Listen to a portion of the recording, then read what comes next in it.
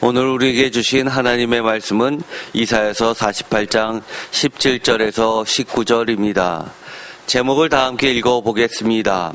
유익하도록 가르치시고 마땅히 행할 길로 인도하시는 하나님과 성경 말씀에 주의하자. 아멘.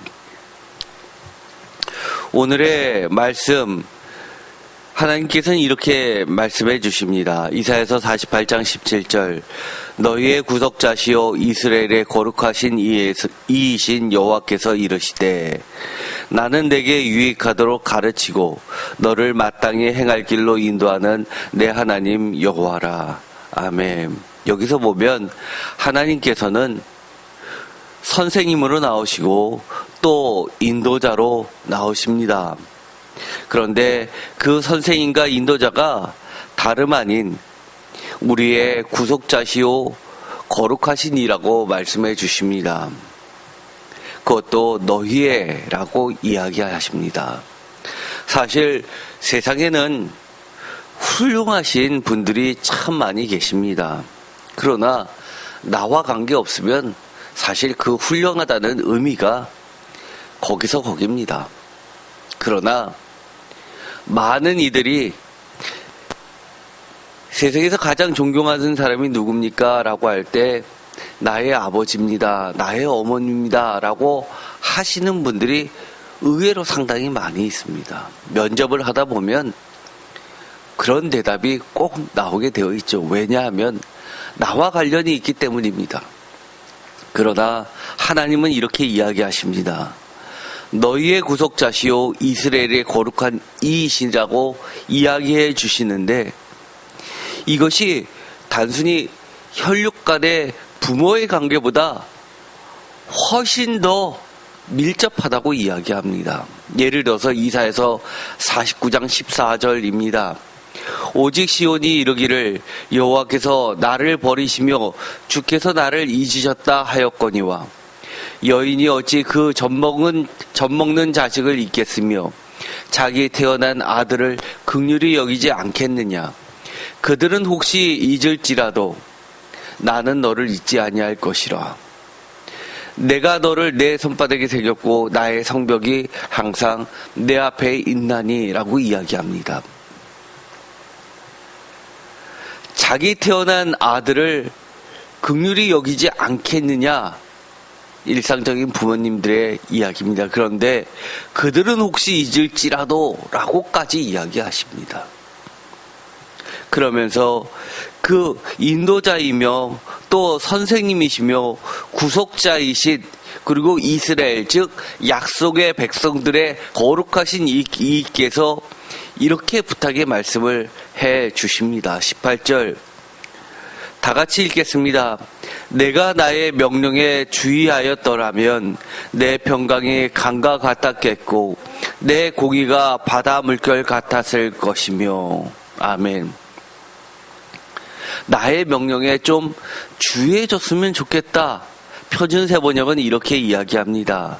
내가 나의 명령에 귀를 기울이게만 하여 주어라 라고 부탁하고 있습니다.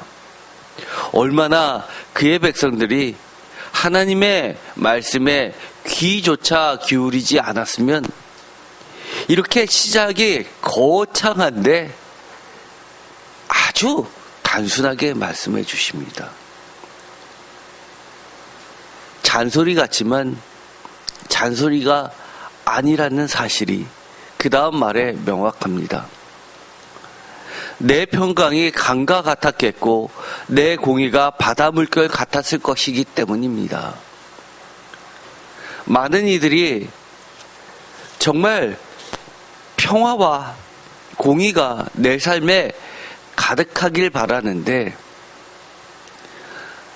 많은 사람들이 세상은 불공평하다고 이야기하면서 그나마 불공평하지만 나는 좀 공평했으면 그리고 가장 아쉬울 때만큼은 정의가 있었으면 좋겠다라고 바라고 있는데 그것이 아니라 하나님은 평강이 강과 같고 공의가 바다 물결 같을 정도라고 이야기해 주십니다.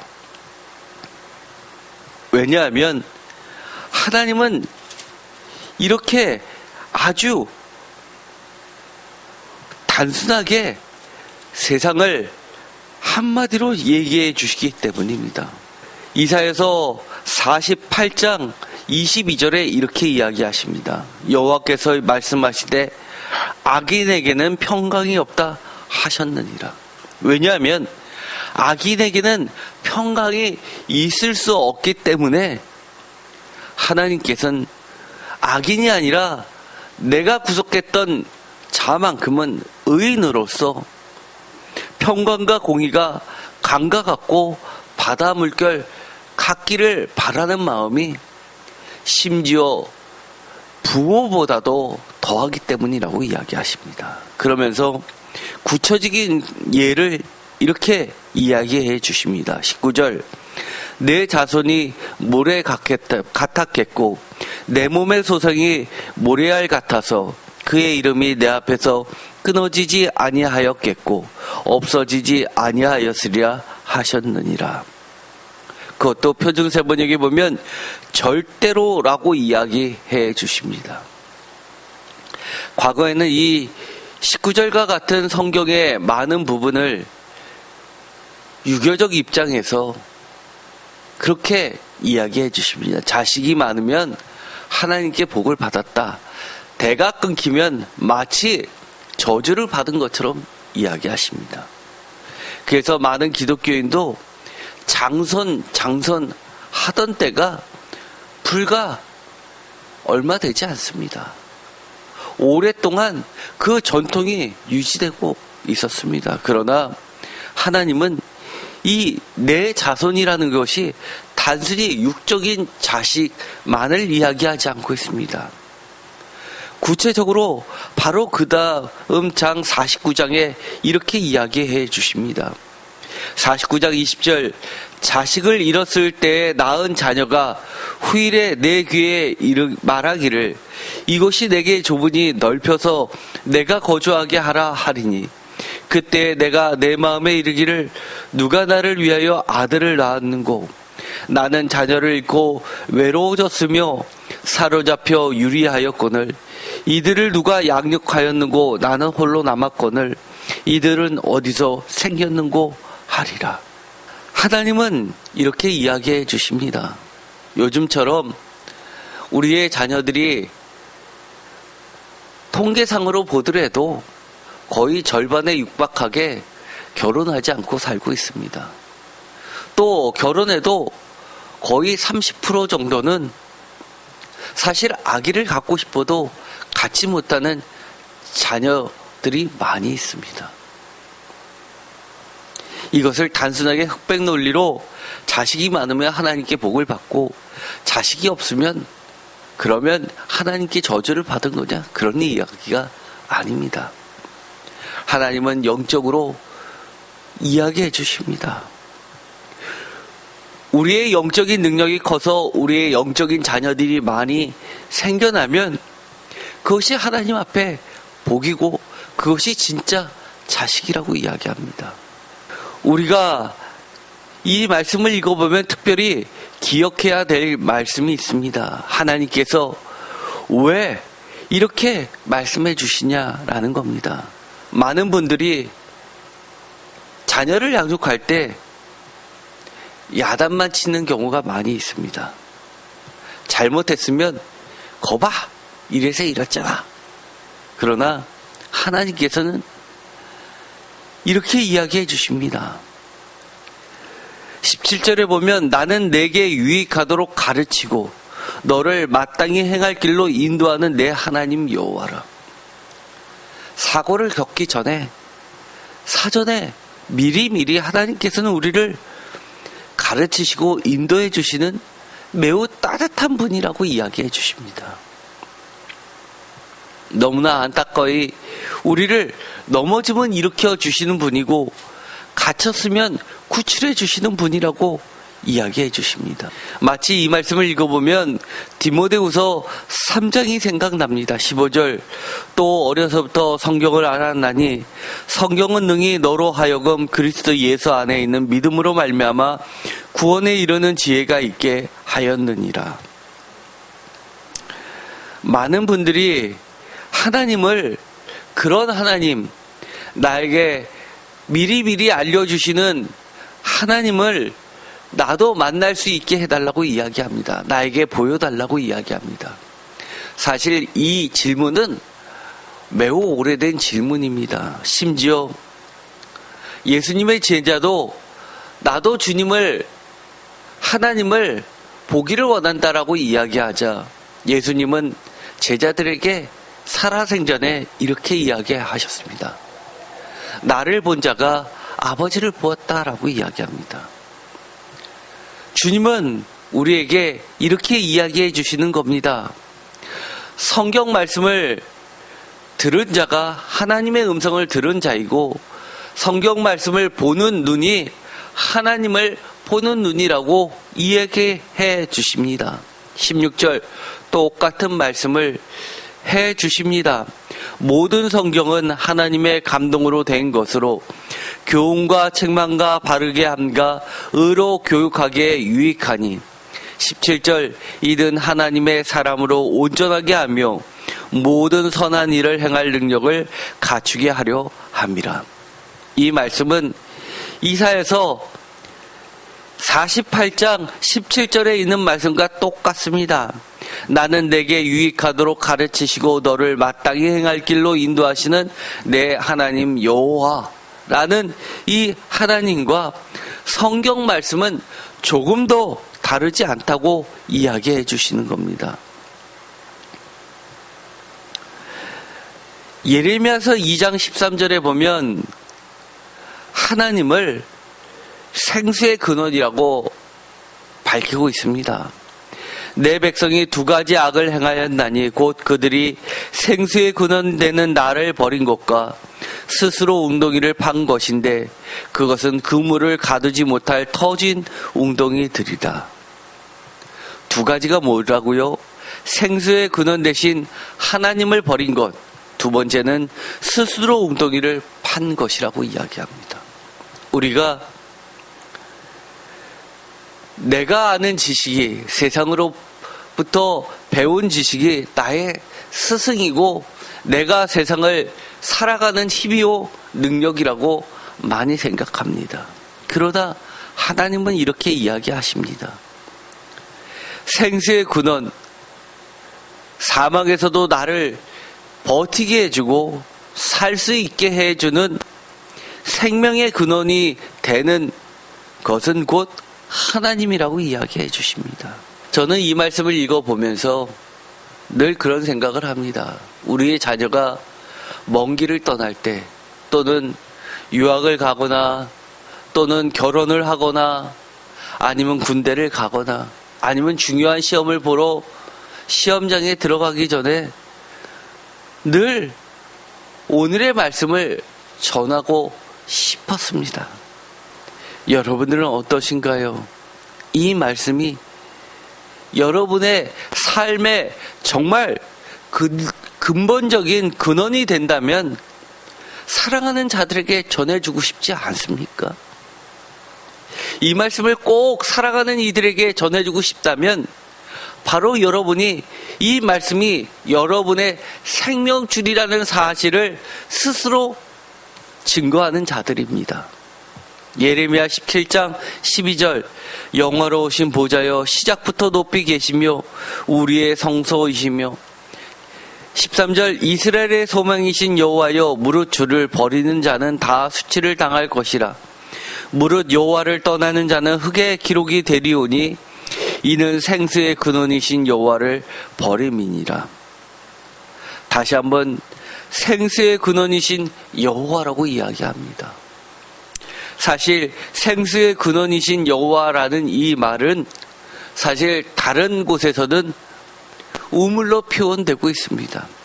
그래서 요한복음에 보면 사마리아 여인과의 대화에서 예수님은 야곱의 우물터에서 이야기를 하고 있습니다. 또 흙에 기록된다라는 이것은 마치 요한복음에 사람들이 가늠한 여자를 끌고 왔을 때 성전 바닥에 예수님께서 이름을 쓰시는 것처럼 그렇게 땅바닥에 하나님의 판결문을 기록하는 모습을 생각나게 합니다. 표준세 번역으로 읽어보겠습니다. 주님, 이스라엘의 희망은 주님이십니다. 주님을 버리는 사람마다 수치를 당하고 주님에게서 떠나간 사람마다 생수의 근원이신 주님을 버리고 떠나간 것이므로 그들은 땅바닥에 쓴 이름처럼 지워지고 말 것입니다. 표준세 번역은 이처럼 해석해서 적어놓고 있습니다.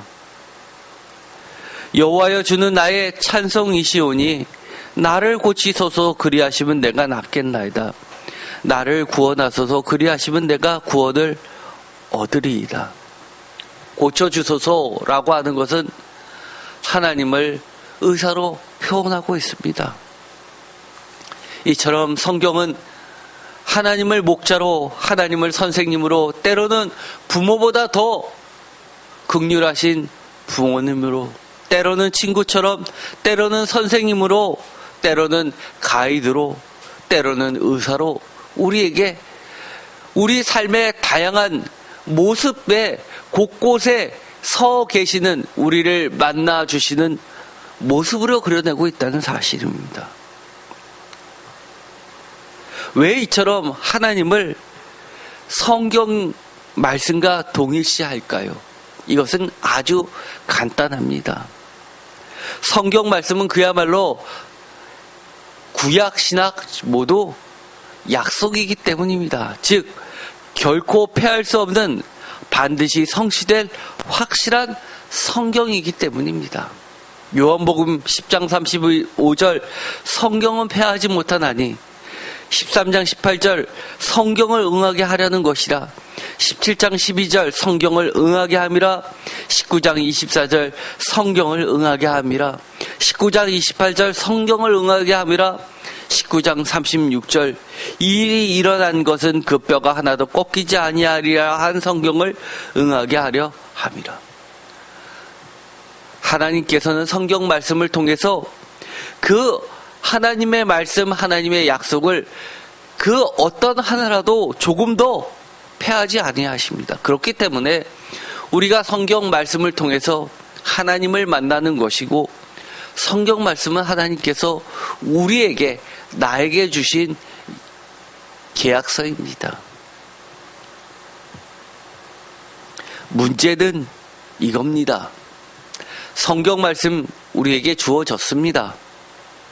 우리가 늘 원하면 펼칠 수 있습니다. 집에도 성경책이 몇 권이나 갖고 계시는 분 많이 계십니다. 그럼에도 불구하고 마태복음 22장 29절에 성경을 아주 잘 안다는, 소위 말해서 성경 박사들과 하는 대화에서 이렇게 이야기하십니다. 예수께서 대답하여 이르시되 너희가 성경도 하나님의 능력도 알지 못하는 거로 오해하였도다. 이것이 늘 문제죠. 성경을 오해한다는 것입니다. 성경을 오해하기 때문에 하나님도 오해하고 하나님의 능력도 잘못 알고 있다는 겁니다. 물론 그 뒤에 이야기를 들어보면 매우 어려운 것이기 때문에 우리 누구나가 이거는 너무 어려워서 그럴 수밖에 없지라고 하는 본문이기도 합니다. 난해 구절 중에 하나죠. 부활 때에는 장가도 아니 가고 시집도 아니 가고 하늘에 있는 천사들과 같으니라. 죽은 자의 부활을 논할진대 하나님이 너에게 말씀하신 바 나는 아브라함의 하나님이요 이삭의 하나님이요 야곱의 하나님이로라 하신 것을 읽어보지 못하였느냐. 하나님은 죽은 자의 하나님이 아니요 살아있는 자의 하나님이시니라 하시니. 아무리 읽어봐도 사실 난해 구절은 맞습니다. 그러나 이것은 모르는 구절로 남겨두어서는 사실 안 되는 구절이기에 하나님께서 예수님을 통해서 우리에게 가르쳐 주시는 겁니다. 베드로후서 1장 20절에 먼저 알 것은 성경의 모든 예언은 사사로이 풀 것이 아니니 표준세 번역은 성경의 모든 예언은 마음대로 해석되어서는 안 됩니다. 21절, 예언은 언제든지 사람의 뜻으로 된 것이 아니요 오직 성령의 감동하심을 받은 사람들이 하나님께 받아 말한 것입니다. 성경은 모든 예언은 마음대로 해석돼서는 안 된다라는 이 구절 때문에 많은 이들이 성경을 잘 모르면 모른 채로 놔둬라라고 교회에서 많이 가르쳐 왔습니다. 그러나 저는 그렇게 생각하지 않습니다. 우리가 잘 모르는 구절일수록 하나님께 더 열심히 묻고 성령님께 간구하다 보면 하나님이 가르쳐 주십니다. 모를수록 읽고 또 읽다 보면 그 가운데서 은혜를 발견하게 됩니다. 물론 더 이상 우리가 알 수 없는 부분에 대해서는 놔둬야 되는 것이 맞지만 중요한 것은 우리에게 하나님께서 알려주시는 것만큼은 명확하게 우리가 자리를 잡고 있어야 되는 겁니다. 베드로후서 3장 16절, 또 그 모든 편지에도 이런 일에 관하여 말하였을 때 그 중에 알기 어려운 것이 더러 있으니 무식한 자들과 굳세지 못한 자들이 다른 성경과 같이 그것도 억지로 풀다가 스스로 멸망에 이르느니라. 성경 억지로 풀다가 스스로 멸망에 이른 자들, 이것은 베드로 전후서는 모두 2세기 때 성경입니다. 그러다 보니까 2세기 때 많은 영지주의자들과 싸워서 지켜내기 위하여 하나님의 말씀을 하나님의 직계 제자들로부터 전수받은 그 말씀을 지켜내기 위하여 이런 말씀들을 기록해 놓으면서 이단들을 공격하고 있습니다. 억지로 풀다가 스스로 멸망하게 된 것을 경외하는데 여러분의 시간을 쏟을 것 같으십니까? 월 500만 원이요? 월 1000만 원이요? 월 1억이요? 월 100억이요? 아유, 그거 번다고 그 다음에 하나님 경외하지 않습니다. 지금 당장 수입이 없어도 하나님을 경외하는 것이 가장 큰 보배라고 여기는 이들이 월 100억을 주어도 하나님 경외하는 것이 가장 큰 보배라고 고백하게 되어 있는 겁니다. 여기서 중요한 것은 하나님은 여호와는 지극히 존귀하시니 정의와 공의가 있고 또 정의와 공의는 하나님의 또 다른 이름이라고까지 예레미야 선지자는 이야기합니다. 그러면서 평화도 있고 구원과 지혜와 무엇도 있다고요? 지식도 있다고. 그것도 적당히 있는 것이 아니라 풍성하다고, 차고도 넘친다고 이야기하십니다. 제가 전에도 이야기했죠. 제가 성경을 읽으면서 너무 가슴 아팠던 말씀이 있었다고요. 요한복음 6장 67절, 오병이어의 기적을 하고 나서 많은 사람들이 예수님을 쫓아다니는데 그 뒤에 생명의 떡에 대한 설교를 하시고 나서 내 살과 피를 먹으라고 너희도 내 살과 피를 먹으면서 하나님의 말씀, 예수님의 말씀을 너의 삶으로 살아내라고 이야기하니까 다 떠나갔습니다. 그러자 67절, 예수께서 12제자에게 이르시되 너희도 가려느냐? 너희도 떠나가려느냐라고 질문하십니다. 나에게 질문하시는 말씀으로 저는 듣고 그때 얼마나 울었는지 모릅니다. 지금도 마음이 찡합니다. 주님이 저에게 혹시나 이런 질문하시면 어떡하지? 강민아, 너도 나를 떠나가려니? 68절, 시몬 베드로가 대답하여 주여, 영생의 말씀이 주께 있사오니 우리가 누구에게로 가오리까? 우리가 주는 하나님의 거룩하신 줄 알고 믿었사옵나이다. 믿고 또 알았습니다. 알았다고 이야기합니다. 우리의 지식이 어떤 지식입니까? 돈 버는 지식입니까? 내가 조금 더 편한 지식입니까? 세상으로부터 많은 나를 공격하는 자들로부터 나를 방어해주는 지식입니까? 아니면 영생의 비밀이 있는 하나님에 대한 지식이요, 신앙에 대한 지식이요, 예수님을 끝까지 버리지 않고 쫓아가게 만드는 지식입니까? 하나님의 성경 말씀은 늘 이것을 염두에 두어야 됩니다. 내가 하나님의 말씀을 열심히 어렵지만 그래도 끝까지 묻고 여기저기 연구하면서 조금씩 은혜를 밟아가고 있는데, 이것이 중요한 건 내가 몰랐던 거 하나 더 알았다, 수학 문제 풀듯이 내 지식이 하나 더 느는 것이 중요한 게 아니라 이것이 내가 얼마나 하나님과 더 가까워졌는가 아닌가가 매우 중요한 기준입니다. 이것이 바로 놓치기 쉬운 주의해야 될 것의 넘버원입니다. 시간과 관심, 삶의 목적과 밀접한 관계가 반드시 있어야 된다는 겁니다. 왜냐하면 신앙은 내 인생의 좌표 문제이기 때문입니다. 내가 하나님을 향해 있느냐, 내 방향이 하나님과 반대 방향에 있느냐. 에스겔서에 보면 그런 이야기가 나오죠. 하나님을 믿는다라고 하는 제사장들이 하나님의 언약궤가 있는 곳, 태양이 뜨는 반대편에 있는데도 불구하고 그들이 태양신을 믿는 애굽 우상을 향해서 반대편으로 태양을 향해 서 있는 그들을 보면서 하나님은 너의 삶의 방향을 바꾸라고 이야기해 주십니다. 에베소서 5장 15절, 그런즉 너희가 어떻게 행할지를 자세히 주의하여 지혜 없는 자 같이 하지 말고 오직 지혜 있는 자 같이 하여. 어떻게 해요? 16절, 이거 굉장히 중요하죠. 세월을 아끼라, 때가 가까이라. 우리가 진짜 세월을 아껴야 됩니다. 내가 이 세상을 살 때 필요한 거 많이 있죠. 이것도 알고 저것도 알고.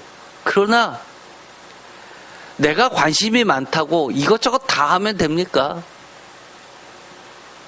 세월을 아껴야죠.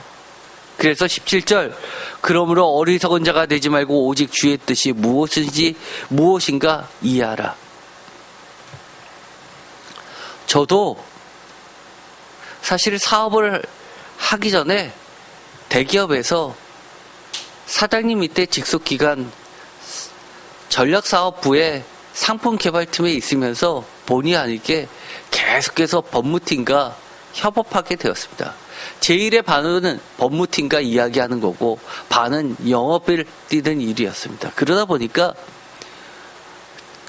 그 분야에서는 전문가가 되었습니다. 왜냐하면 그 분야 쪽에서는 법을 아는 사람들은 많이 있습니다. 영업을 잘하는 사람도 많이 있습니다. 그러나 법과 그 영업 사이에서 그 중간에서 둘을 조화시키는 사람이 생각보다 대한민국에 그렇게 많지 않았습니다. 많은 국제소송이 그룹이다 보니까 다 올라옵니다. 그때 법무팀이 저에게 문의를 해야 합니다. 영업적으로 이게 무슨 문제가 있고 무슨 의미가 있고 실무에서는 어떻게 하고 이것을 법적인 논리에 어떻게 핵심이 뭐고 어떻게 끼워 맞춰야 되는지를 늘 상의를 했습니다. 그런데 그것이 제가 사업을 할 때 큰 도움이 됐습니다. 사업을 할 때 온갖 사기꾼들과 악당들로부터 사업을 지켜낼 수 있었습니다. 제 자신과 가족을 지켜낼 수 있었습니다. 그러자 제가 순간 어떤 생각이 들었냐 하면, 상법을 전공을 해서 변호사가 되고 싶었습니다. 왜냐하면 그렇게 하면 수입이 굉장히 많거든요. 변호사하고 하면 딱 초를 잽니다. 시작할 때 초 재고 끝날 때 초 땡 해서 청구서 그 다음날 바로 날라오고요. 또 소송에서 답변서 났을 때 페이지당 얼마씩 계산해서 청구서 날라옵니다. 그런데 그 회사에서는 비용을 절약하기 위해서 초안을 제가 작성합니다. 그리고 넘기면 법률팀과 변호사에서 그것을 검토해서 그것에서 따오면서 시간을 절약합니다. 그러면 수억 원 들 게 1,000만 원, 2,000만 원대로 뚝 떨어집니다. 그래서 제가 변호사 자격증만 따면 이게 굉장히 돈이 될 텐데라고 생각했습니다. 그래서 도서관에 가서 리츠 관련된 시험에 관련된 것도 책자도 많이 들춰보았고 정말 고민 많이 했습니다. 제 마지막 인생을 그렇게 한번 살아볼까? 그러면 아주 정말 이것처럼 심지어 알고 봤더니 대형 로펌들과 이 의뢰인 사이에서 중간에 작은 변호사들이 중간 단계 역할로 그렇게 연결해주는 그런 변호사들도 굉장히 많았습니다. 그래서 고민했는데 이 말씀이 떠올랐습니다. 세월을 아끼라 때가 악하니라. 하나님께서 저에게 주신 그 시간을, 에너지를 그런 데 쓰라고 주신 게 아닌데, 그러면서 결국은 제가 신학교를 갔습니다. 내 마지막 인생은 주님을 위해서 살아야지 라고 결정할 수 있었습니다. 여러분은 능력이 많고 관심이 많으면 무엇을 하고 싶으신가요? 특히 오늘 설교는 제가 청년들을 향하여 우리의 자녀를 위해서 사실 설교를 준비했습니다. 청년들에게 꿈이 많죠? 인생을 설계하고 싶죠? 꼭 해주시는 말이 이겁니다. 세월을 아껴서 하나님과 나와의 관계, 하나님을 더 많이 알고 하나님과의 관계가 더 밀접하게 되는 이 신앙으로 나아가게 하는 진리를 붙잡으라고 이야기해 주고 싶습니다. 할 수 있다고 다 하는 거 아닙니다. 18절, 술 취하지 말라. 이는 방탕한 것이니 오직 성령으로 충만함을 받으라. 19절, 시와 찬송과 신령한 노래들로 서로 화답하며 너희의 마음으로 주께 노래하며 찬송하며. 20절, 범사의 우리 주 예수 그리스도의 이름으로 항상 아버지 하나님께 감사하며. 21절, 그리스도를 경외함으로 피차 복종하라. 이 구절을 읽으면서 많은 교회가 그렇게 설교합니다. 술 취하지 말라라고 가르치는데 이 본문을 씁니다. 그러나 저는 1차적 의미는 물론 세상적 술과 방탕을 하지 말라는 이야기입니다. 성경을 해석할 때 두 가지 흐름이 있죠. 하나는 문자주의가 있고 하나는 비유로 해석하는 주의가 있습니다. 많은 사람들이 이것을 해석의 차이라 이야기하지만 성서학에서는 1차적으로 이 문자적으로 해석하고 2차적으로 비유로 영적으로 해석하는 원칙을 지켜나가고 있습니다. 1차적으로는 술입니다. 2차적으로는 무엇일까요? 이것은 술은 인생의 쾌락과 의식주의 기본적 1차 욕구, 욕망을 해결해주는 소위 말해서 세상에서 행복이라는 것을 대변해주는 단어입니다. 우리가 그리스 철학에서 행복주의라는 것이 있죠. 그러나 원어로는 쾌락주의입니다. 쾌락의 가장 대표적인 것이 바로 술과 향락입니다. 좋은 말로 도덕적 가치를 입혀서 워라벨이라고 이야기하지만 사실은 이 술이라는 것으로 대변될 수 있습니다. 내가 행복하면 되지. 그러나 두 번째, 새로운 지식, 이것이 무엇입니까? 인간의 최상의 지적 욕구, 욕망을 대변해 주는 것으로서 전에도 제가 이야기했듯이 이 선악과 같은 경우가 그 대표적 예라고 했습니다. 사도행전 17장 21절, 모든 아덴 사람과 거기서 나그네 된 인간들이 가장 새로운 것을 말하고 듣는 것 이외에는 달리 시간을 쓰지 않음이더라. 여기서 보면 어떻게 되어 있나요? 가장 새로운 것 이외에는 달리 시간을 쓰지 않더라. 이것은 사도행전 17장에 나오는 아테네, 그 당시에 세계의 중심이었던, 철학의 중심이었던, 지식의 상아탑이었던 곳에서 했던 것들입니다. 가장 새로운 것, 지적, 인간의 최고의 욕구를 지향하던 세상들. 그러나 이 사도 바울은 그 중심에서 무엇을 전했냐 하면 바로 부활을 전하면서 생명을 정언하면서 하나님을 전하고 있습니다.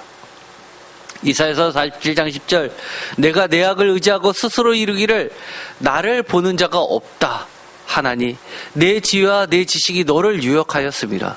내 마음에 이르기를 나뿐이라 나 외에 다른 이가 없다 하였으므로.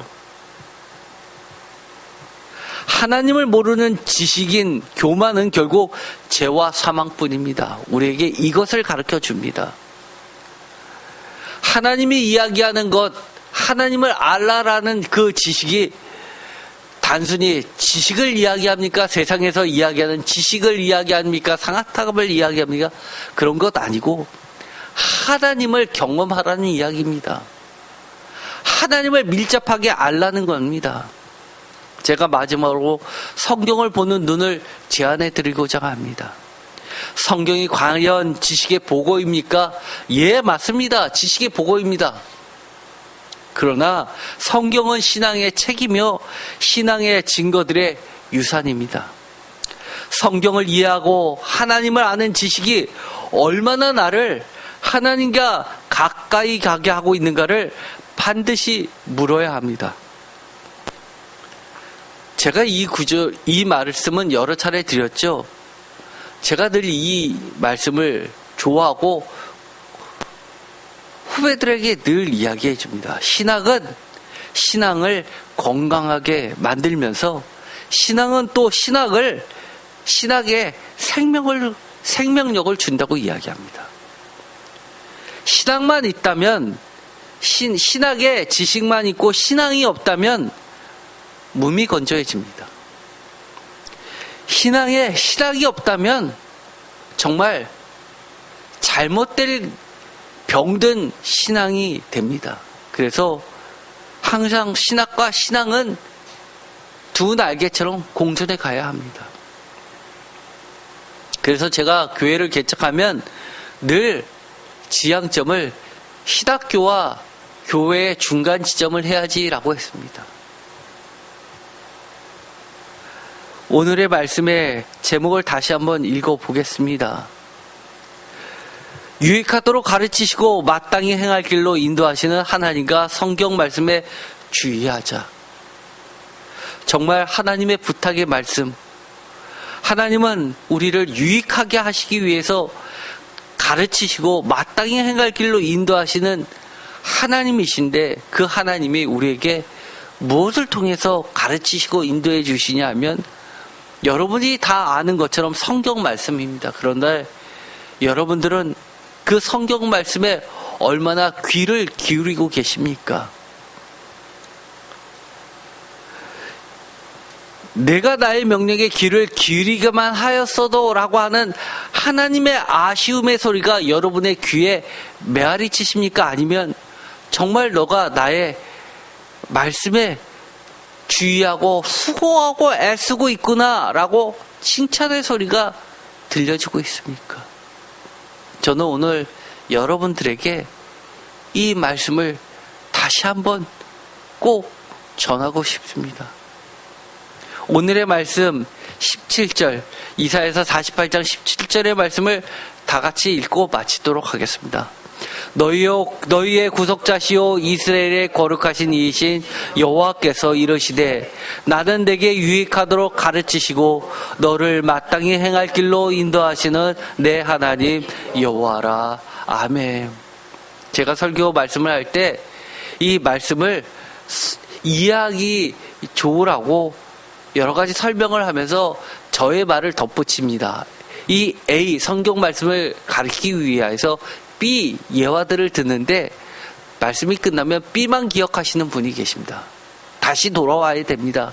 B를 기억하는 게 아니라 제 말씀을 다 잊어버려도 됩니다. 예를 들어서 신앙은 신앙을 건강하게 해주고 신앙은 신학을 생명력을 준다, 이런 말 다 잊어버려도 됩니다. 다시 돌아오셔서 무엇을 기억해야 됩니까?